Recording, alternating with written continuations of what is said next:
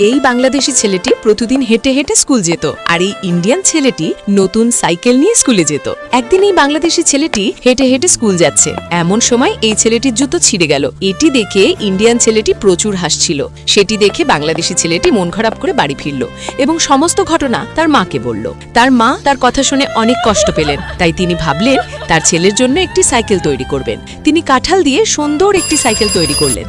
তারপরে বাংলাদেশি ছেলেটি ইন্ডিয়ান ছেলেটিকে সাইকেল রেসিং কম্পিটিশনের জন্য চ্যালেঞ্জ করতে আসলো। ইন্ডিয়ান ছেলেটি তার চ্যালেঞ্জে রাজি হয়ে গেল। তারা রেসিং প্রতিযোগিতা শুরু করে দিল। তারা খুব স্পিডে সামনের দিকে এগিয়ে যাচ্ছিল। একবার ইন্ডিয়ান ছেলেটি সামনের দিকে এগিয়ে যাচ্ছে আর একবার বাংলাদেশি ছেলেটি সামনের দিকে এগিয়ে যাচ্ছিল।